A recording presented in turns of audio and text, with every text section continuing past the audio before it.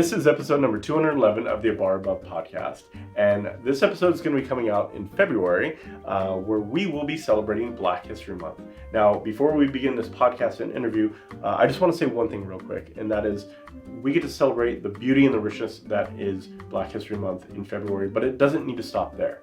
This is something that we should put it in the forefront of our buying decisions throughout the entire year. If you're managing a beverage program or adding some new bottles into your library at home, this is something that we should consciously think about and promote throughout the entire year.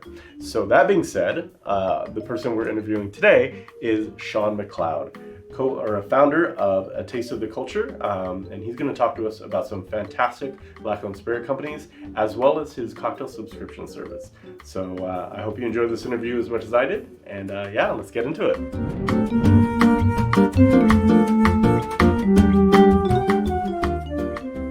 Hey everyone, welcome back to the Bar Above podcast. Today we have Sean McCloud joining us from A Taste of Culture. Sean, thank you very much for joining us on the podcast, man.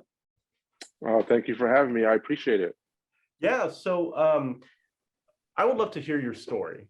How you got, what made you decide to open your own company with the focus that you have? No, thank you. Valid question. And actually, I'm a veteran of the business in a different way, right? Mm-hmm. So I come from the marketing world. I started out working on the agency side for many large suppliers, a lot of brands you know and love. I worked on behalf of some Bacardi brands and primarily some Diageo brands.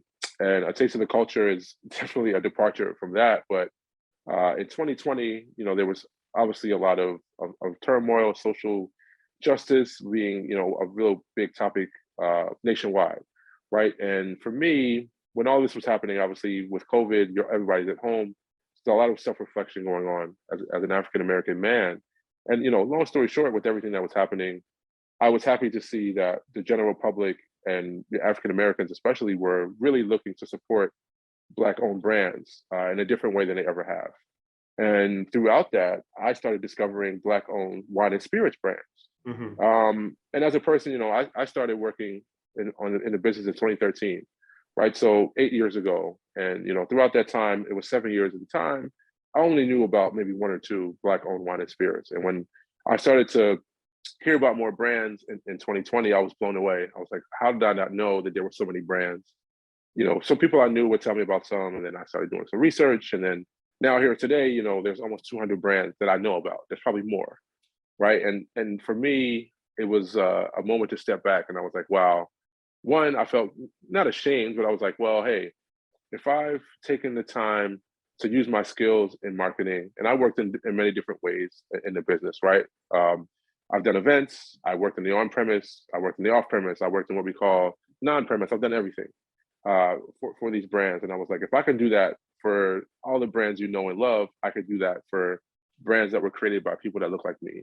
And that was really the foundation of it. It's like so many Black-owned brands become regional success stories. And it's very similar. And it's not even just similar, they are craft brands, right? Where they're smaller brands because of lack of certain resources and capital, they don't have the ability to be out and have distribution nationwide, right? But that doesn't take away, what they are. They could be amazing. We just don't know about them. Right. And that's really what it came down to. A Taste of the Culture, the idea of the company was to make these brands accessible to as many people as possible. Perfect. And it's interesting because we've kind of covered this a handful of years now. And whenever I start to do some research around Black-owned spirits companies, I don't really have a lot of resources to choose from, I'll be completely honest. And it's been pretty frustrating in the past when we do want to kind of highlight some great spirit companies and we don't know who they are. So the fact that, you exist and there's a directory of some great spirit companies out there I wish I would have had this resource many years ago. I'll be completely honest. Well, hey, I can relate. I think it's just one of those things that you put your head down, especially for me, you're in the rat race, you're doing these things, you don't think about that. Right. And honestly, there are some other ones that are similar. There's other people that I know that I learned from to build my directory. But, it's just one of those things that for whatever reason, it didn't happen. But now I am happy to see it happening. I feel like every day I'm discovering new brands. Hmm. But it's still a lot of work to be done too, right? And that's part of what I'm trying to do. I think I'm still in my infancy as far as the business goes, and what I'm able to, what resources I'm able to provide. So I look forward to the future too. Absolutely. Very cool. So when you were starting your company, I assume you probably did a ton of research and you probably came up with some great history and stories along the way. Do you have some examples of some great brands or stories that you've come across setting up your company? Sure, there are a ton. I mean, even my own, right? I think one of the things is the wine and spirits business is very complex, right? And that's one of the reasons why a business like this hasn't existed in the past. I can Hmm. only assume. You can't just wake up one day and say, "I want to do this," right? And though I did, I took some time. I took 5, 6 months to really do a lot of the groundwork and build relationships with brands. Um, Again, I come from the marketing space, so it was very important to me to have that connection with the brand owners, Hmm. and have them be a part of the conversation, not just one day, hey, I'm going to use your brand and its likeness. You can't do that. Like Right. these people created these companies. This is their, for many of them, it's their livelihood. And that's a lot of the stories that I've worked with some really unique brands. Off the top of my head, Blue Royal Tequila Rum is one that stands out right away. And Hmm. it's a tequila rum, yes, which sounds very interesting, right? And that was what drew me to it. I mean, I think one of the things that I've always noticed, and it's overarching story, is that because a lot of Black owned wine and spirits, there are so many more hurdles when it comes to getting to market, right? So it's forced a lot of the owners to be that much more creative, right? Right. So a spirit like a tequila rum comes to fruition because of that creativity. And I was automatically drawn to that brand. The bottle, I wish I had. We obviously use it all at my house. I have to Hmm. find a bottle. I'll send you an image. It's a beautiful bottle. It's one of the best looking spirit bottles out there. It's a beautiful blue. It's pretty. Obviously it's a 750, but it looks grand. And Hmm. again, it's a tequila rum, so it has the smoothness of and kind of the richness of a rum, but it also has that real herbaceous kind of aroma of a tequila. And it's an agave. It's a blue agave product, so it's quality. Like, it's not just thrown together. It doesn't taste like sugar. Like, it's all of those things that you expect from a spirit like that. You don't get. It's very different, and It sounds it's awesome. yeah, and it's one of those things, like, you would never think to do something like that, but then you see it, and you're like, wow, and that's automatically one. LS Cream, which is a brand that's from Canada, actually. LS Cream is a Haitian liqueur, Hmm. and I actually LS Cream and the team behind LS Cream are a big inspiration for why I even started to do the business. During COVID, like many people, I really got into a lot of podcasts, and they were a guest on a podcast called Earn Your Leisure, which is like a financial empowerment podcast, right? So showing people that you can start businesses, you can do different things, and the husband and wife who own the brand talked about their journey, and it was very inspiring to know that they did that. And again, at that time, I was still kind of going through everything else, just learning about these brands, and I was like, if they could do it, I can do it. And I was happy to work with them early on in the business journey with my subscription box. So yeah, those are two really great stories, and two unique products. LS Cream is a Haitian cream liqueur, Hmm. so it's based off of the cremas recipe, which is like a holiday cocktail in the Haitian culture. So Uh-huh. similar to, you probably heard of coquito, which is big in Puerto Rican culture. Very similar idea, and they found a way to give it to the masses, and it falls right in that Bailey's Kahlua category. It tastes very different, but Hmm. in that same category. So now, like talking to some of the owners of the Black-owned service companies, what are some of the biggest challenges that they face, kind of coming to market, starting a brand, or growing the company? What are some of the challenges they face?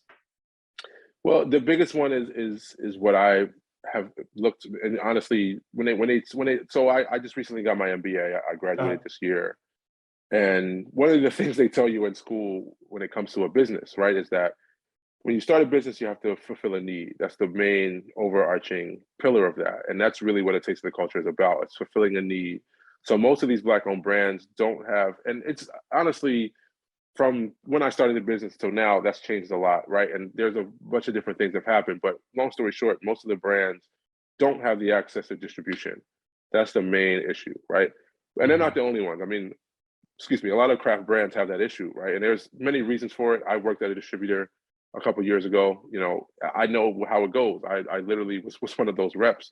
When you're working at a large distributor, you're selling 100 brands. There's certain brands you can focus on. And it's a lot of those become, you know, what's easiest to sell, and then some of that's what your boss wants you to sell, right? So there's all these different things. You get this random brand that could be awesome. They don't have the same dollar support that some of the big ones have. You're not going to sell it. It's just not how it works. And I think that's the major thing. That's the major thing, is that they don't have access. And if you can't get distribution with a large distributor, then, you know, you can't be all over the country, right? And there's already, you know, hurdles as it is when it comes to that, you know, with control states and whatnot. But that's definitely one of the main hurdles. I think capital is another one. I do notice that that's starting to change. I think again, you know, a brand I'm familiar with that was created by someone I know locally. You know, they're going through like a funding round, which is great to see. And it's, you know, it's happening more and more with some of the larger companies giving back. Some of the large companies are also buying stake in some brands too, which is good to see. But I think that's still going to be a hurdle, you know, for quite a while. Is definitely capital. And, you know, personally, I'm going through that myself. So, you know, I can relate to that. Absolutely. Yeah. And I think, you know, you brought up a point with the distribution side. And I think that's something that a lot of people don't understand is, you know, just to get placement in a bar, just to get placement on the shelves, you know, there has to be a lot of marketing behind it. There has to be a lot of incentives from a sales perspective to kind of push those products. And with any craft company, anybody that's starting off kind of a smaller producer, that's going to be a huge hurdle. So, you know, I think that it could be really easy to get lost in that distribution model if you don't have kind of the people and the advocates to really push your products front and center to the masses. Well, and what happens is, right, is celebrity brands are the flavor of the year, right? The last couple years, right? Right. So, you know, not to pick on Kendall Jenner, but, you know, 818 tequila, I never had it. It might be amazing, but her tequila, she's like, hey, I have a tequila. And the next thing you know, it's everywhere, right? And she has no background in the business. She may be amazing. I don't know. And that's not the purpose of me saying that isn't to, you know, talk bad about what she's doing, but it's just, that's the dichotomy, right? Is that brand, you know, there wasn't that much effort to get that brand nationally distributed. But then you have some of these other brands that, you know, you have to jump through a lot of hoops and start out with smaller distributors or do different things to get that same opportunity. So I think that's just always going to be how it is. I mean, and rightfully, I mean, I get it. If I was a celebrity, I would cash in too in the spirits business. I think it's a smart move. I think that's one of the reasons why we've had more and more Black-owned brands too, is that the celebrity piece has been a part of that as well, right? Like, you know, Jay-Z's involvement with Douce. I started with Douce working with them in 2013. And that was, you know, one of the biggest things everyone talked about. So, I mean, it makes a lot of sense. And now, you know, you have, you know, 10 times more celebrities involved in spirits now. So that's always going to be a thing. And it's so funny to me. I think you kind of hit it on the head. Over the last couple of years, I just keep getting these press releases of all these celebrities just jumping on the bandwagon. And to your point, like if I was a celebrity, why not cash in, right? I know. Why not? yeah, Aviation Gin. What was the tequila by George Clooney? I mean, there's major paychecks on these things. Right, and that's the funny part. I actually had a conversation about it with someone recently, and I think it's evolved in a certain way where it's literally become like an investment portfolio now, right? Like I wasn't privy to the situation with George Clooney, right? But Casamigos was started back in 2015, I believe, right? So years ago, right? So he actually might have really loved tequila, and it's not like he was in all the ads, right? But now, you know, with these new brands, it's very different. Like it's literally, hey, you're a brand, you're a celebrity. Let's add tequila to your portfolio, or whiskey, or gin, because why not? And that's really how it's starting to happen now. And that's not to say the products aren't good. I mean, the Rock has tequila. I actually really do like it. Like, and not that I don't want to like it, but it's just, you know, it's going to, just like other brands, it's going to be hit or miss. But I think for me, what it always comes down to, and what I tell people, why my business only focuses on Black-owned brands, is that I just want people to give them a chance, right? Like there's an app out there, I'm forgetting the name of it. There's an app that's made only for celebrity brands. Like there's an app And it's literally, you can search for all the celebrity wine and spirits. I actually have it. I should find it on my phone. Uh-huh. So I mean, what I'm trying to do is create that same type of business for Black owned brands. So I mean, it's not like, you know, the precedent wasn't set.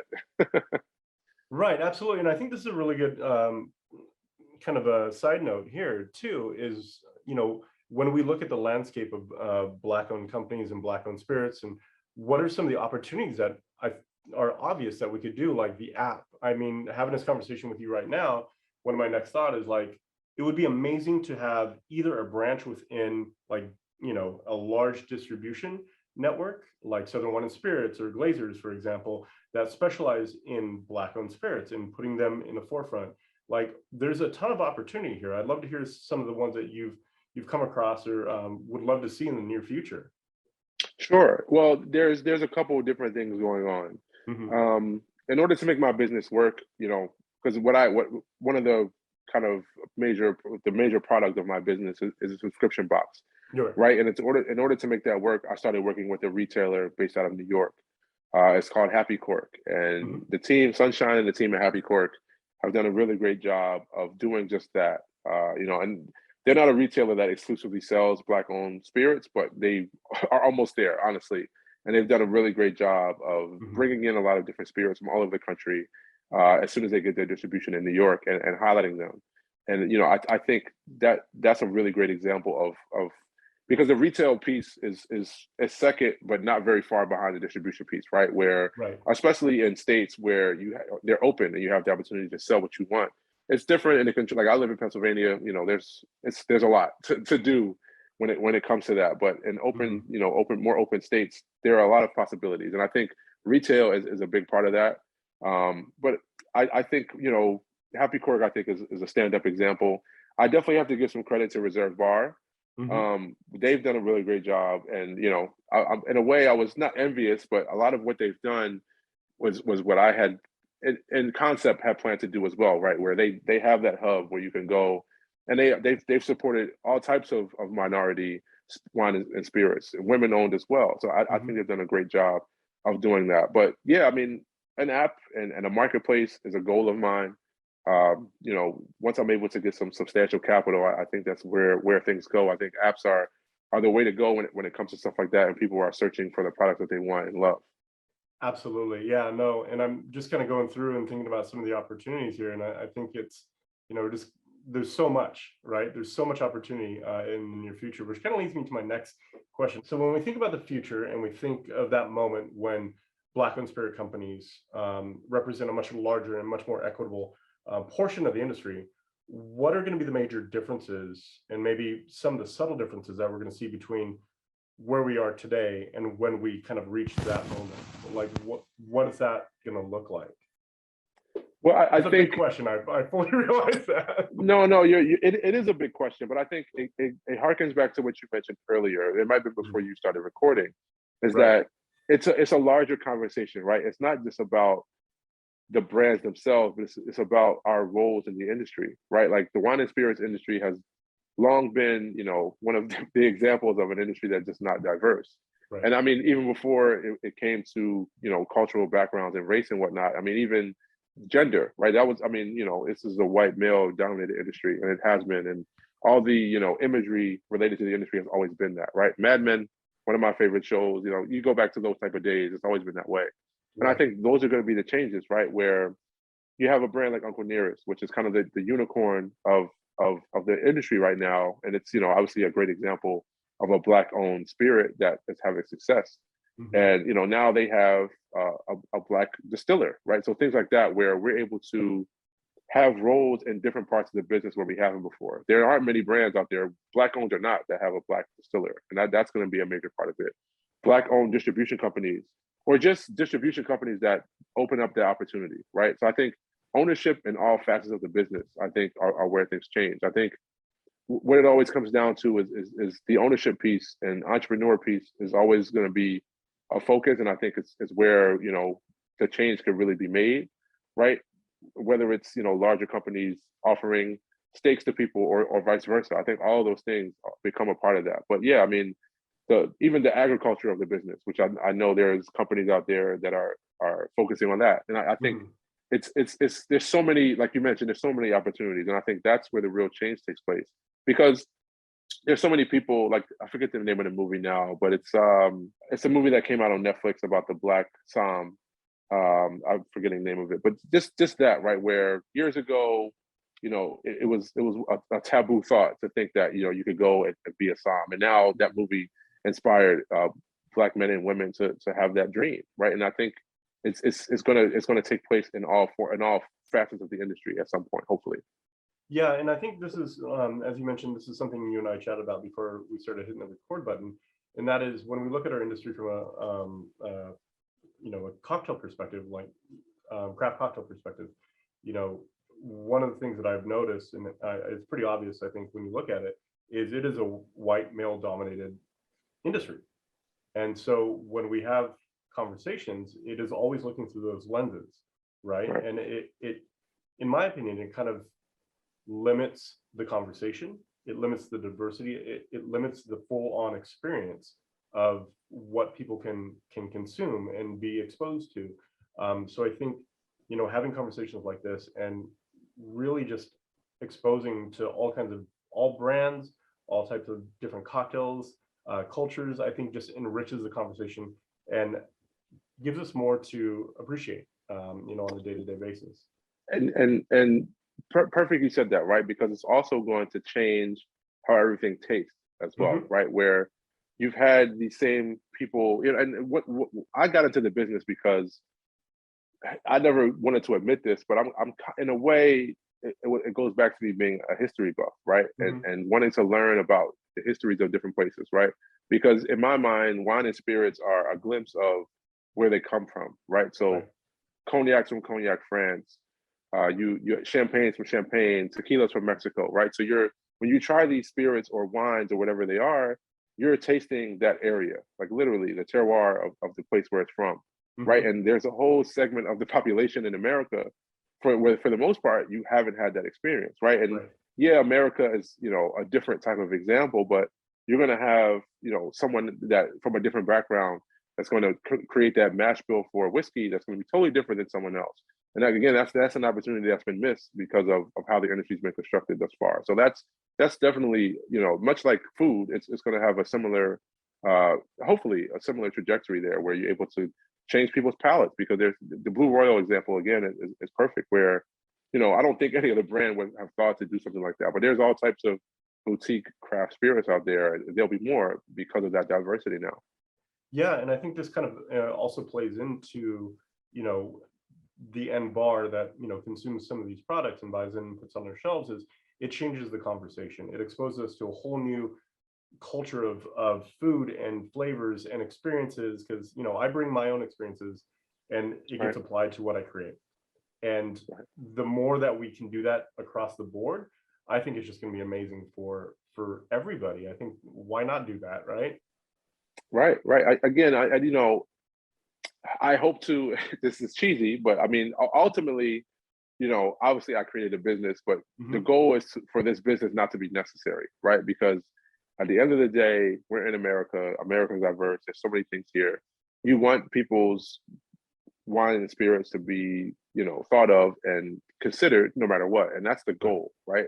So I think, ultimately that's what I would love to see. You just want people to have that opportunity, right? Is that, hey, I want to try a new spirit today. Let me try this. And it takes a lot. I mean, again, I come from the marketing space, so I know obviously there's a lot of financial part of it, but it also takes the skill, right? And to go do it. I was a salesperson.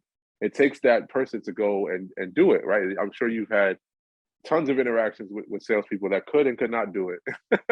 And a lot of these Black-owned brands just don't have the resources to get someone to do that for them. And I think that's just going to be the difference. Yeah, and I would love to see kind of a branch inside of a Southern Wine and Spirits that really focuses on pushing those brands forward. I remember I think it was the mid 2000s, that Southern Wine and Spirits, in San Francisco anyways, they created a new kind of department inside of there, where they just focus on artisanal craft spirits, That was their whole Yep. thing. They had their own product catalog, they had their own sales staff, they had their own education and events. And it would be amazing to see that in a much, bigger area with national distribution and attention. I think that could be super cool. I agree. I agree. And I would be remiss if I didn't mention that there are Black owned distributors that are looking to do just that, right? And obviously they don't have the might of a Southern Glazers, but Right. I think again, they're going to be a part of that change. Southern they're like Pac-Man. They buy all the distributors anyway. So who knows if that's not, something that could happen in the future. But I think the distribution is the thing, right? Where it's going to take the distributor is ultimately who gets it in the hands of the decision makers at the bars and restaurants who then get the trial.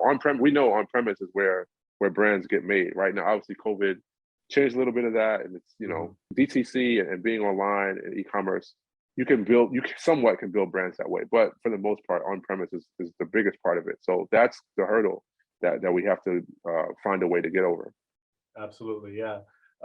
So looking at the kind of the brands that you've worked with in the past, and you've mentioned a handful of them here, are there any other brands that you'd love to highlight that you're just like, this is a great brand, a great spirit, you have to try this?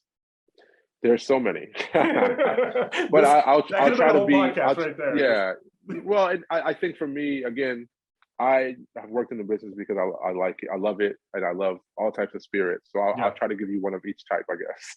Sure, yeah, that'd be great. Right off the top, 10-1 rum is amazing. I don't know if you're familiar. Mark Farrell I think in the past he's worked quite a bit in corporate America, but I believe before he started his brand, he worked at Starbucks. Okay. So he comes from the marketing sales side as well, at a higher level than I was, obviously. But really great brand. They just got some substantial investment from Sierra, the singer, to kind of help take them to the next level. And that's kind of the example that I hope to keep seeing, right? Sure. Where he didn't start his brand with that in mind, obviously, right? But it's an opportunity that came about because the brand's amazing. And I say that because I've sold many different types of rums, right? I sold some of the rums that you just dump it in a cocktail and you're like, and I've sold some really amazing sipping rums that you compare with cigars or food. And 10-1 is up there. Like it's really great. And even its base white rum is fantastic. It's a blend of if I remember, Dominican, Jamaican, Trinidadian, and there's a fourth one. All over the Caribbean. And Mark's Caribbean himself. So I love to see that. My wife's Caribbean. So rum holds a special place for me. Sure. When it comes to that. So that's really a great brand. La Fête du Rosé is another one. When I really started my journey with the business and discovering brands was one that I automatically was gravitated towards. The guy who started that, he used to work for, I believe, Moet Hennessy. So again, somebody that kind of took their experience and took it to another level. But that's a really amazing rosé. There are many tequilas. Tolero, I think it's one. Blue Royal, I mentioned before. There are some other ones that are about to come out that I'm looking forward to trying. Vodka, Black Leaf vodka is one that really stands out to me. And I'm, vodka is a funny spirit, right? Where odorless, tasteless, all those things that are constantly associated with it, but you can really. A great vodka could change things, right? And if you have a vodka that's more velvety, and Black Leaf is that, right? Where obviously you can put it in any types of cocktails, but I could drink Black Leaf on the rocks and be fine, or make an old fashioned, which is a underrated vodka cocktail. What else? Whiskey, Uncle Nearest, obviously is there, and not just for what obviously the story speaks for itself. I don't know how familiar you are with the story, but I think. The team Fawn and Uncle Nearest, they're doing what I hope to do, right? Is not only is the whiskey great, they're making their own whiskey now. This year they just started, I want to say a couple of weeks ago. They have their own distillery. They're also using their resources and what they've done to help other brands, right? So there's a liqueur called Sorrow out of New York that was one of the first Black-owned brands there was. This was years ago, maybe 10 or more years ago. Jackie up in New York. And, for whatever reason, he couldn't continue with the brand for a while. And she, with some capital, helped him resurrect the brand. So just stuff like that, which, I love to see that. And that's what it's about is that community. So, those are two more brands. I mean, there's so many. I could talk about it forever, but I think gin. I didn't talk about gin. Ingenious Gin is a really great gin, American dry gin that I'm really loving right now. And most of these brands I've worked with in the past, so a little bit biased, but uh, what I look forward to is the opportunity to continue to discover and work with more. I got a couple of brands here. Here's Ingenious here, actually. Den of Thieves bourbon whiskey is a great one as well. So again, I could talk for 20 more minutes about other brands, but I'll try to keep it short. Perfect. And we'll have a link to your website, tasteofculture.com, in the show notes here. So people can go back, look through your directory, and take a look at some great Black-owned spirits companies as well. Awesome. But also, I kind of want to talk to you about the cocktail box subscription that you guys have. How does that work? And, what would somebody get when they orders your subscription box? Sure. So the idea, and this was a business that I started during COVID, right? And that's part of the reason why subscription made sense to me, right? But subscription services have been on the rise for many years, right? And it's something that all parts of the world in commerce is a big business. But the idea was that what I wanted to do was take you on a journey to discover these Black-owned wines and spirits, right? Again, most of the time, you may not even know that these exist. So when I started out, it was monthly. I have brought it back to be quarterly now, but I think I'm going to probably offer both options in the future. But the idea is that over time, you're going to build your bar, right? And they're going to be different spirits, going to be different wines. And in every box, you receive a wine or spirit. You receive some type of cocktail making ingredient, right? So what I also did was I worked with different bartenders like yourself or other professionals that make mixers, whether they're liquid or dry. Like In Booze is a good example. This is a infusion kit. I included this in one of my boxes in the past. Cool. Yeah, so they're all type and this is the thing, it becomes a rabbit hole because it doesn't just end with wines and spirits, right? There's so many other things that are part of the industry. And the idea was that I wanted my members to have an opportunity to create amazing cocktails at home. Now, obviously, there's nothing like a bartender making a cocktail. I elevated mixology. There's nothing that replaces that. But I think, especially during COVID, and who knows when we get out of that fully, is you do want the opportunity to have something at home that tastes pretty good, right? And that was the idea, to kind of give people that opportunity. So like an example of one of the boxes in the past, when I had LS cream in my box was the Haitian cream liqueur. I made like a pina colada variation, right? So it was that, and then I also included perfectly cordial caramelized pineapple cocktail mixer. Caramelized pineapple and coconut. Such a good job. You know Rhonda. Awesome. Yeah, cool. They do such a good job. Yes.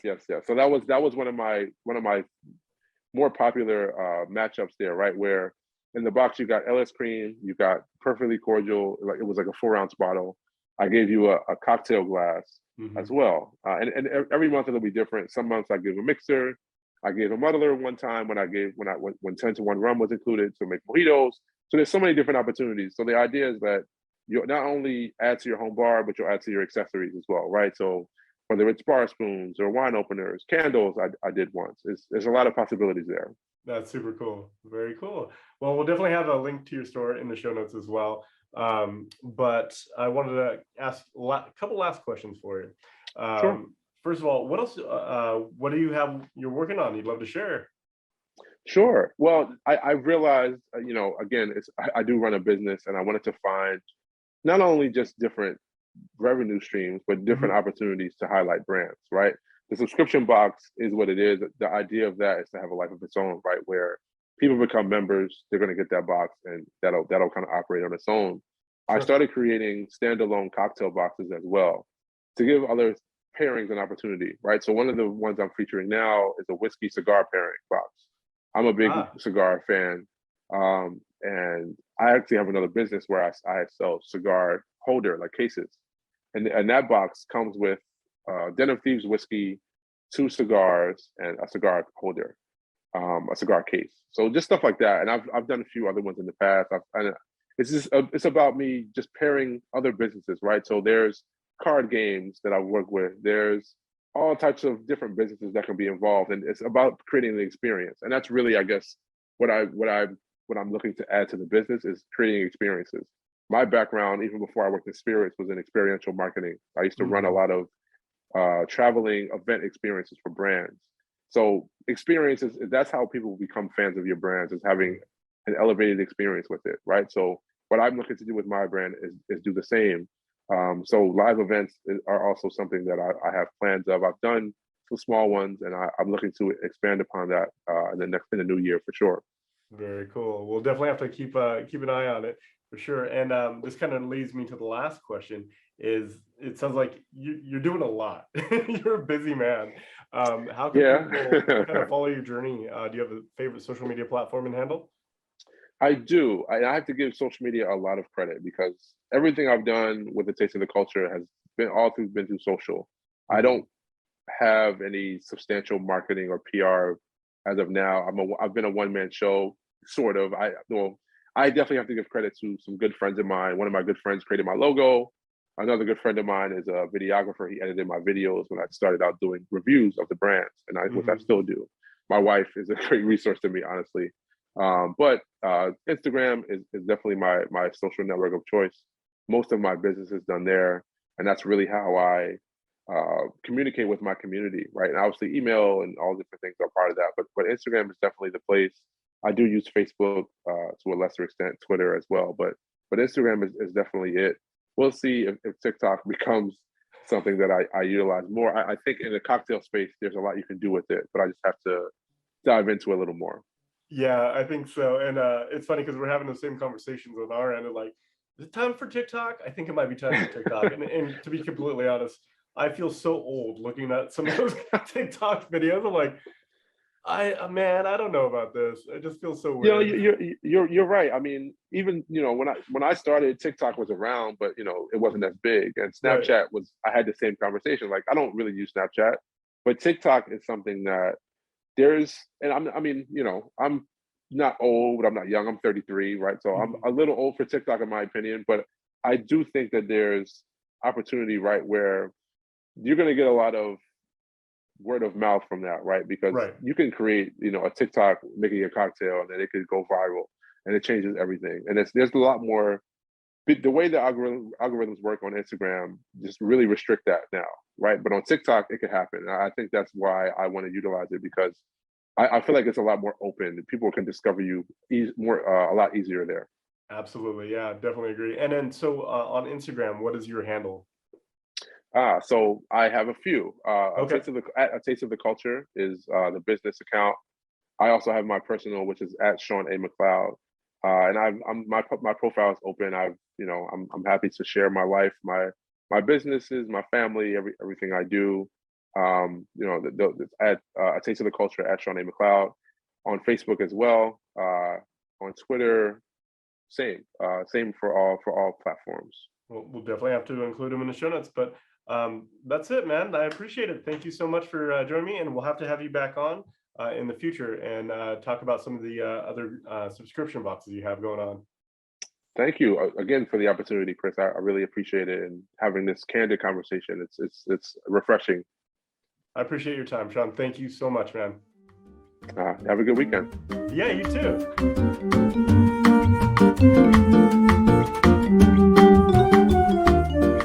So thanks again to Sean McCloud for joining us on this interview. I really enjoyed this conversation and I hope you guys did as well. I know there's a lot of great brands that I will be looking forward to putting in my shopping cart in the near future. The fusion of rum tequila sounds fantastic and unique, and I can't wait to try that. So hopefully you enjoyed this podcast as much as I did, and I hope that you found some great Black-owned spirit companies to support and add into your collection as well. So we'll have some more interviews in the future, but until then, have some great cocktails, support some great Black-owned companies, both in spirits and elsewhere, and yeah, we'll talk to you all soon. Cheers.